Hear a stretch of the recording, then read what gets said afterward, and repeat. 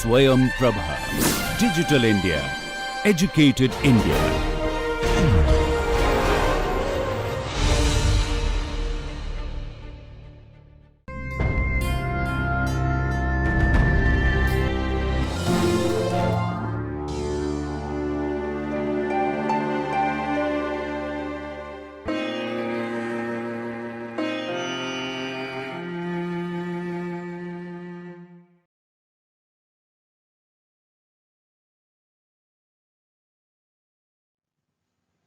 Hello students, this is Professor Ravin Zugade from Department of Chemistry, Rashtrasant Tukadoji Maharaj, Nagpur University.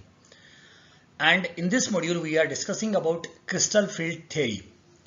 We have discussed about the crystal field theory in previous two lectures and now this is the third lecture in this module.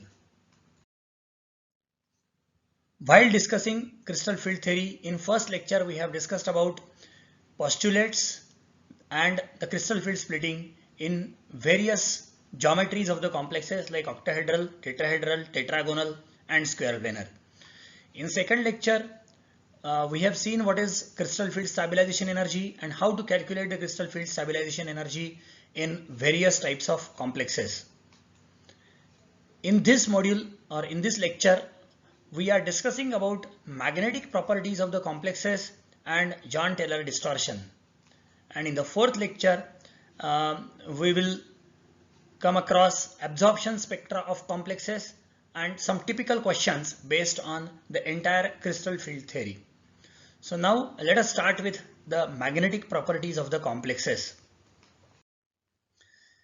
While discussing the transition elements, we have seen what are the different types of magnetic properties. We will just take a glimpse of that. We divide the magnetic properties into four important types. The first type of magnetism is called as diamagnetism. Now diamagnetism is a phenomena which is shown by the molecules or the substances which have no unpaired electron. And if there is no unpaired electron, the electric field which is generated by one electron is compensated by the equal and opposite spin of the other electron. We know that when we place any substance in a magnetic field, the electrons behave as tiny bar magnets. So now in case of diamagnetic substances, the magnetic moment, which is generally denoted by mu, is equal to 0, and the magnetic susceptibility, normally denoted by a symbol chi, is extremely low or negligible. And if we increase the temperature, now since all the electrons are paired up, just by increasing the temperature does not cause any effect on the magnetic moment, and as a result this chi value is also independent of temperature in case of diamagnetic substances. And if we place this diamagnetic substance in the external magnetic field, the magnetic lines of force try to avoid this substance as compared to vacuum. Hence, the magnetic lines of force passing through the substance are less than those number of lines which are passing through the vacuum. And such substance tries to be away from the magnetic field, or it aligns itself perpendicular to the applied magnetic field. These are the diamagnetic substances and these are the properties of diamagnetic substances. Coming to the paramagnetism or paramagnetic substances, the second type of magnetic property. Now this type of magnetic property is shown by those compounds or those substances which have at least one unpaired electron. Now if there is an unpaired electron, it generates its own magnetic field and it tries to align itself in the direction of applied magnetic field. As a result, the magnetic moment is always some positive value or greater than 0. Similarly, it has got significant value of magnetic susceptibility chi, which is a positive value. Also, if we increase the temperature, then what will happen? Whatever electrons they are trying to align themselves in the direction of magnetic field, they will experience the opposite forces because of the thermal collisions with increase in temperature. as a result, the value of chi or magnetic susceptibility goes on decreasing with increase in temperature. If we place such substance in the magnetic field, the magnetic lines of force prefer to pass through such substance as compared to the vacuum, and as a result, such substance will align itself in the direction of applied magnetic field. Third type of magnetism is called as ferromagnetism. We normally call it as extreme case of paramagnetism, when large number of unpaired electrons are present and they are present in the form of domains. Now domains are the regions in the substance where all the electrons are aligned in a particular direction. So in ferromagnetic substance there are certain regions like this, and if we consider this particular region, all the electrons are aligned in one direction. If we consider this particular region, all the electrons or their magnetic moments are aligned in this particular direction. When we apply external magnetic field, then all the domain, the complete domain tries to align itself rapidly in the direction of magnetic field, and as a result this shows a very strong paramagnetism called as ferromagnetism. And while discussing transition elements, we have seen that there are 3 elements in the 3D series which have got a very strong tendency to show ferromagnetic type of behavior, that is cobalt, nickel and iron. So this is an observable type of paramagnetism. We can immediately observe this. Now if we increase the temperature of such substance where the domains are there, then the size of the domain goes on decreasing with increase in temperature very rapidly. As a result, the magnetic susceptibility, which is a large positive value at normal temperature, will go on decreasing rapidly with increase in temperature up to a particular temperature called as the Curie temperature. Up to Curie temperature, there is a rapid decrease in magnetic susceptibility value because of the reduction in the size of the domains. And once the Curie temperature has arrived, then all the domains have been broken and now the substance behave as if it is paramagnetic in nature. In such case, every electron is independent of each other, and as a result, after Curie temperature, there is a small and steady decrease in chi value similar to paramagnetic substance. So a rapid decrease in chi value up to Curie temperature and slow decrease after Curie temperature. Fourth type of magnetism is called as antiferromagnetism. Now this antiferromagnetism is exactly opposite in when comparison with or in comparison with the ferromagnetism. This opposite nature can be observed very clearly when we increase the temperature. See, in antiferromagnetic substances, the electrons are paired in adjacent atoms and the substance behave as if it is diamagnetic at low temperature. But when you go on increasing the temperature, the value of chi goes on increasing up to a temperature called as the Néel temperature Tn. And after Néel temperature, it behaves as if it is purely paramagnetic in nature, and hence the chi value goes on decreasing with temperature after the Néel temperature. This is the graph which shows behavior of 4 type of magnetic substances. The first lower graph is showing the diamagnetism or the diamagnetic susceptibility with respect to temperature, which is almost constant with increase in temperature. This third graph is showing paramagnetic behavior. This green graph is showing a ferromagnetic type of behavior, rapid decrease in magnetic susceptibility up to Curie temperature and slow decrease similar to paramagnetism after Curie temperature or above Curie temperature. And this particular graph in between is showing a Tn, which is corresponding to antiferromagnetic substance, where there is an increase in magnetic susceptibility up to a particular temperature called as the Néel temperature, and after that it behaves similar to paramagnetic type of substance. Now we have also discussed that magnetic nature or magnetic behavior of a substance is measured in terms of magnetic moment.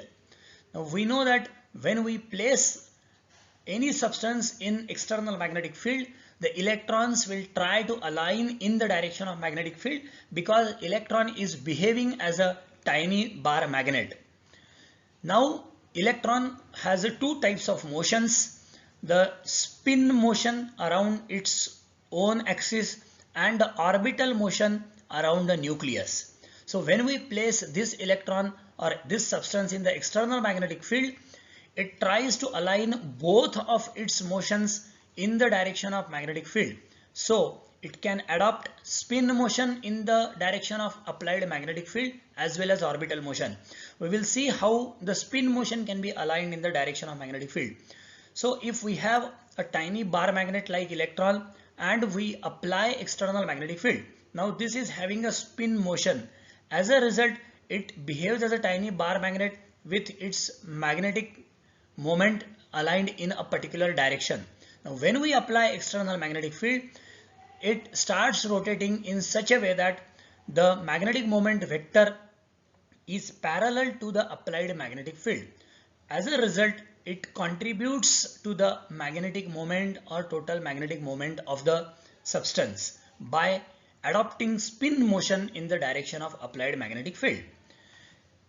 Second way of aligning in the direction of magnetic field is by adopting orbital motion in the direction of magnetic field. Now how the orbital motion can be aligned? We know that electrons are orbiting in various orbitals. For example, an electron is present in suppose dxy orbital. Now this dxy orbital is in the xy plane and there is no z component in this orbital. And if we apply external magnetic field along z direction, then this orbital can rotate by 90 degrees into dyz orbital. Now this orbital has a z component because now it is in the yz plane. Thereby the electron which is present in this orbital has now z component. So it has aligned itself in the direction of magnetic field by adopting orbital motion in the direction of applied magnetic field. So this is how electron behaves when external magnetic field is applied. Now as a result, the total magnetic moment is a sum of spin as well as orbital magnetic moment, and the magnetic moment or the resultant magnetic moment or total magnetic moment is given by this particular formula. This we have already discussed while discussing the transition elements or 3D series elements. Whereas in case of lanthanides and actinides, we have seen that the things are a bit complex and there is a spin orbit coupling leading to the effective magnetic moment given by mu j, which is equal to g into under root of j into j plus 1.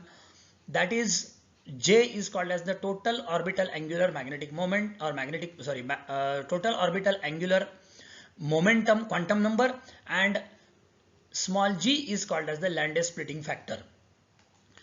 Now in case of 3D series element, the orbital motion is completely quenched because of very strong interaction with the ligands. As a result, this L part is not considered and the spin only magnetic moment is given by formula under root of 4 s into s plus 1, and we know that for n number of electrons this total spin quantum number will be n by 2, and as a result we can calculate mu s is equal to under root of n into n plus 2 Bohr magneton. This we have already discussed in case of transition elements or the magnetic properties of transition elements. Now we move forward to the complexes. Consider the octahedral complexes with configuration D1, D2 and D3. Now in this case, if you have octahedral complexes, we know that the splitting of d orbitals has T2g and Eg, and if there is only one electron, it will be definitely present in T2g, and in case of T2g there are 3 orbitals, hence this electron remains unpaired, and since it remains unpaired, the spin only magnetic moment is given by under root of n into n plus 2, which comes out to be 1.73 Bohr magneton. Hence the substance is paramagnetic in nature in case of D1 system. Similarly, in case of D2 system, the 2 electrons are present in T2g orbital. Since there are 3 T2g orbitals, both the electrons remain unpaired and magnetic moment or the spin only magnetic moment, which is calculated as 2.83 Bohr magneton. Similarly, in case of D3 system, you have all the 3 electrons in T2G and all the 3 are unpaired. As a result, the magnetic moment or spin only magnetic moment comes out to be 3.88 Bohr magneton. So all the 3 are paramagnetic in nature, and these are the examples of the metal ions which are involved in D1, D2 and D3 configurations. Coming to D4, D5, D6 and D7 configurations. Now we have already discussed that in case of D4 to D7 configuration, there are two possibilities. If the ligand is weak, then the complex is said to be high spin complex. And in case of high spin complex, all the electrons remain unpaired as present in the free metal ion. So in case of D4 configuration, the high spin configuration is T2G3 Eg1 and all the 4 electrons are unpaired. As a result, the magnetic moment is 4.9. Whereas in case of D5 high spin, all the 5 electrons are unpaired and magnetic moment will be 5.92 Bohr magneton. In case of D6 configuration, the configuration is T2G4 Eg2. Now out of this, there are only 3 T2G orbitals and there are 4 electrons. It means that there is 1 electron paired. As a result, there are only 4 unpaired electrons and the magnetic moment has reduced to 4.90.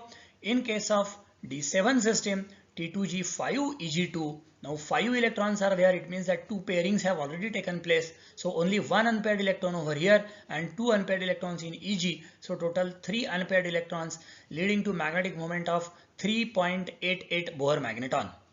In case of low spin complex, D4 system, since the electrons are paired up in the lower orbital, there are only 2 unpaired electrons. As a result, the magnetic moment is 2.83 Bohr magneton.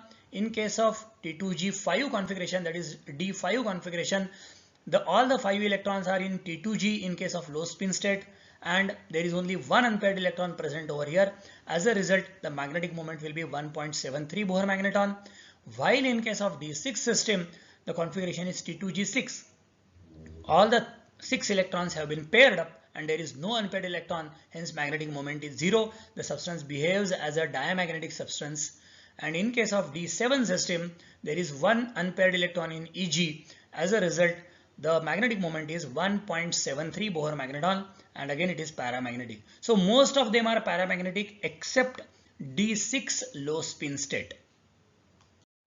Coming to D8, D9 and D10, again you have, in case of D8 system, the 6 electrons are already paired up in all the 3 systems, whereas in this case there are 2 unpaired electrons, in this case there is 1 unpaired electron, whereas in this case there is no unpaired electron. As a result, the magnetic moment goes on decreasing from 2.83 to 1.73 to 0 when we go from D8 to D10 system. And in this case, there is only one possible configuration. There is no high spin or low spin state. And in this case, you can see that this D10 system is diamagnetic in nature, and so all the complexes of Zn2 positive will be diamagnetic in nature. Now coming to the magnetic properties of tetrahedral complexes. Now we know that for tetrahedral complexes, the value of delta T, that is the crystal field splitting energy, is of the order of only 0.45 delta O. So it's much less or less than 50% of delta O value. As a result, this is always less than the pairing energy. And we have already discussed that when the crystal field splitting energy is less than the pairing energy, then pairing is never preferred. And as a result, all the complexes of tetrahedral geometry are high spin complexes. And in high spin complexes, they contain exactly equal number of unpaired electron as that of the free metal ion. And hence, the magnetic properties will be definitely corresponding to the high spin complexes. Coming to the magnetic properties of octahedral complexes for 4D and 5D series elements. Now, most of the examples what we have seen are corresponding to the 3D series elements. And in case of 3D series elements, we have seen that the magnetic moment is mainly because of the spin only contribution, and there is no orbital contribution to it. But in case of 4D and 5D series, we have already discussed the factors which affect the crystal field splitting energy. In case of crystal field splitting energy of 3D to 4D to 5D, when we move, we have observed that this delta O value goes on increasing from 3D to 4D to 5D systems, and as a result, for 4D and 5D system, the delta O is always less than pairing energy, and since delta O is less than pairing energy, the complexes which are formed must be low spin complexes. Consider this case. This is an interesting example. These are the two complexes of cobalt in +3 oxidation state with two different ligands. H2O is a weak ligand, NH3 is a stronger ligand, and then you have rhodium and iridium forming complexes with the strong ligand, that is NH3. Now the mean pairing energy is of the order of 21,000 centimeter inverse. Consider the first two complexes. If you have COH2O6 3 positive, the value of delta O is 18,200 centimeter inverse, while the mean pairing energy is 21,000 centimeter inverse. It means that pairing will not be preferred and the complex will be high spin in nature. Whereas when we go to CONH363 positive, the value of delta O is larger because of stronger crystal field splitting due to stronger ligands. And as a result, this delta O value is now more than the pairing energy. As a result, the pairing is preferred and this is now a low spin complex. But when we go to rhodium and iridium, which are corresponding to 4D series and 5D series, the value of delta O is much larger as compared to the mean pairing energy. And since the value of delta O is much larger, always the complex will be low spin in nature irrespective of the ligand. Whether it is H2O or whether it is NH3, it doesn't matter because the mean pairing energy is much less as compared to delta O, and as a result pairing is always preferred and all the complexes of 4D and 5D series element with octahedral geometry are low spin complexes. Then one more aspect to this magnetic moment studies is the quenching of orbital contribution to magnetic moment. We have seen that there is, in case of 3D series elements, the magnetic moment consists of only one contribution, which is the spin only contribution. But in case of 4D and 5D, there is an orbital contribution to magnetic moment. Now we will see how this magnetic moment or orbital contribution will take place. Now we know that T2G orbitals can transform into one another and hence can contribute to the magnetic moment, while EG orbitals cannot transform into each other and hence they cannot contribute to the magnetic moment. And if T2G orbitals are symmetrically filled, the rotation does not cause any change and hence the orbital contribution is zero. We will try to understand these 3 points in details, taking the example of T2G and EG orbitals. Now let us consider the shapes of various d orbitals. Now we know that T2G orbitals are dxy, dyz and dxz. This dxy orbital is in the xy plane, dyz orbital is in the yz plane and dxz orbital is in the xz plane. Now EG orbitals are dx square minus y square, where this dx square minus y square orbital is in the direction of x and y axis, again in the xy plane, and dz square orbital is in the z direction. So EG orbitals dx square minus y square and dz square, T2G orbitals dxy, dyz, dxz. Now if this dxy orbital is rotated through an angle of 90 degrees, it can transform into dyz orbital. Similarly, dyz orbital can be transformed into dxz orbital by rotation through 90 degrees. Similarly, dxz orbital can be transformed into any of these. It means that T2G orbitals can be transformed into each other just by rotation by 90 degrees. But this is not possible in case of EG set of orbitals. So if there is electron in EG set of orbital, it cannot transform into another EG orbital just by rotation because the shapes are entirely different. Hence, EG orbitals do not cause any orbital contribution to the magnetic moment. Only those orbitals which have a property of rotation to transform into another orbital can contribute to magnetic moment. It means that EG orbitals have no contribution or no orbital contribution to magnetic moment at all. So forget about this. Now coming to T2G. Now T2G orbitals also can cause orbital contribution to magnetic moment in specific cases. Let us discuss the electronic configurations of these T2G orbitals one by one. If there is one unpaired electron in T2G orbital, then this orbital, if transforms into another orbital, now if we apply external magnetic field to this along z-axis, now this electron is present in dxy orbital. The applied magnetic field is along z direction.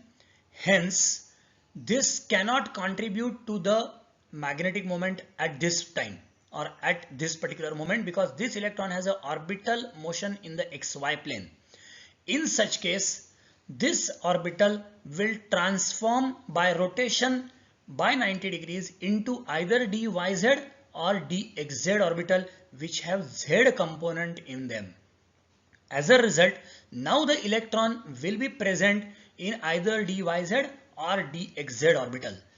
It means that the electron has occupied an orbital or transformed from an orbital which is dxy into another orbital which is dyz, and this orbital has a z component in it. As a result, this is called as orbital contribution to magnetic moment. Now it can contribute to the magnetic moment. So this is called as the orbital contribution. So apart from spinning in the direction of applied magnetic field, it is causing its orbital motion in the direction of magnetic field. Similarly, so it means that if you have T2G1 configuration, it will definitely cause orbital contribution. Similarly, if you have two electrons in T2G set present in dxy and dyz orbitals, then both of them or any one of them can transform into another. Thereby, initially you have one electron in the dxy orbital which was not contributing towards the z direction, but now you have both the electrons along the or in the direction of z axis because of the dyz and dxz orbitals. Hence, this can also contribute to the magnetic moment.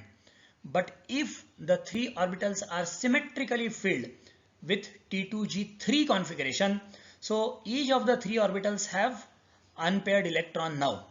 Now just by transforming one orbital to another cannot cause any orbital contribution to magnetic moment, because this orbital is already having unpaired electron. So if there is a transformation from this to this or this to this, simultaneously there will be opposite transformation from this to this. As a result, total number of electrons which are having z component in them will remain only 2. As a result, there will be no orbital contribution to magnetic moment, or we can say that the orbital contribution is quenched in case of T2G3 set. Coming to T2G4, you have two electrons over here. So now if it transforms into another orbital, definitely there will be more number of electrons along z direction. Similarly, if you have T2G5, again you can have more number of electrons along z, because this can now transform into dxz orbital and it can have 4 electrons. Initially you have only 3 electrons in having z component. Now this can transform into this and you can have 4 electrons with z component. Hence T2G5 will also have an orbital contribution, but T2G6 cannot have orbital contribution because transformation of one orbital to another cannot lead to increase in the number of electrons having z component in them. So orbital motion is quenched in T2G3 and T2G6 complexes. In other words, we can say that if T2G orbitals are unsymmetrically filled, there will be orbital contribution, and if T2G orbitals are symmetrically filled, the orbital motion is quenched. Coming to an important concept of what is called as a Jahn-Teller effect or Jahn-Teller distortion. Our professor used to pronounce it as Jahn-Teller distortion. He used to say that this J should be pronounced as year. Okay, anyway, we will call it as a Jahn-Taylor distortion. It is based on a theorem called as Jahn-Taylor theorem. It says that any nonlinear molecular system possessing degenerate electronic state will be unstable and will undergo distortion to form a less symmetrical system and will remove the degeneracy. Consider this example of CuH2O6 positive, which is a D9 system. We'll try to understand this theorem in terms of this particular complex. Now, since it is a D9 system, it has to have T2G6 and Eg3. So there are 3 electrons in Eg orbitals. Now Eg orbitals are dx square minus y square and dz square. So now out of the 3 Eg orbitals or Eg electrons, 2 can go to dx square minus y square and 1 can go to dz square, or 2 can go to dz square and 1 can go to dx square minus y square. As a result, the ligands which are coming along x, y and z axis, because it's an octahedral complex and ligands are approaching along the axis, so these ligands will experience different force of repulsion along the xy plane and along the z axis because the number of electrons are different. As a result, there will be further splitting of these orbitals or Eg set of orbitals as well as T2G set of orbitals. Let us see what happens. This is a perfectly octahedral geometry, and if the ligands are experiencing more force of repulsion along z axis, then there will be elongation along the z axis. As a result, the perfectly octahedral geometry converts into a distorted octahedral, or what we call as a tetragonally distorted octahedral geometry, and as a result there is a further splitting of d orbitals, like Eg set of orbitals split into dz square and dx square minus y square. Now dz square decreases in energy because there is now less repulsion along z axis. Similarly, the dxz, dyz will lower in their energies because z axis is experiencing, or the z orbitals are experiencing less force of repulsion, and this leads to a distortion. Now if we calculate the total net loss or gain of energy, there are 2 electrons in dz square and 1 electron in dx square minus y square. As a result, there is a net release of energy by a factor of 1/2 delta 1, and hence this acts as a driving force for distortion, and definitely distortion will take place in order to release this much of energy. This is called as Jahn-Taylor distortion. Exactly opposite will be the case if there is a compression along z-axis. If the 2 ligands along z-axis are getting compressed, in that case the energy of dx square minus y square will decrease while the energy of dz square will increase. As a result, the 2 electrons will be there in dx square minus y square, and there will be net stabilization by again a factor of minus 1/2 delta 1. Such case will be there, and dxy orbital in the T2G set will decrease in its energy, while dxz and dyz orbitals will increase in energy. Now Jahn-Taylor distortion will take place only in specific cases. There are certain cases where there is a symmetrical distribution of electron charge. In such case, there will be no distortion at all. For example, if we consider D0 system where T2G and Eg are completely symmetrically filled, D3 system where T2G has 3 electrons and Eg has no electron, D5 high spin state where T2G is having 3 electrons and Eg is having 2 electrons, both of them are symmetrically filled, D6 low spin state where T2G is with 6 electrons and Eg is 0, again it is symmetrically filled, D8 system T2G with 6 electrons, Eg with 2 electrons, and D10 system where both T2G and Eg are completely filled. In all these cases, the electronic distribution is symmetrical, and so Jahn-Taylor distortion will not take place. Now second condition is the strong distortion condition where Eg set of orbitals is unsymmetrically filled. Now we know that Eg orbitals are directly in the path of the ligand, the dx square minus y square and dz square. They are directly facing the ligand in case of octahedral complex, and as a result, if Eg set of orbital is unsymmetrically filled, there will be strong distortion. Such configurations are D4 in the high spin state, Eg is having 1 electron, D7 In the low spin state, again Eg is having one unpaired electron, and D9, the copper complex just now we have seen with Eg3 configuration. So there will be strong distortion or large distortion. While the third case is slight distortion condition where the T2G sets are unsymmetrically filled. Now, if T2G orbitals are unsymmetrically filled, we know that T2G orbitals are not directly facing the ligand, and hence if they are unsymmetrically filled, there will be slight distortion in the geometry, like D1 system, D2 system, D4 system in the low spin state, D5 system in the low spin state, D6 system in the high spin state, and D7 system in high spin state. In all these cases, the Eg is symmetrically filled, but T2G are unsymmetrically filled, and in such case there will be slight distortion taking place called as the Jahn-Taylor distortion. So this is all about this lecture. We will continue the remaining topic in our last lecture, which is lecture 4. Thank you very much.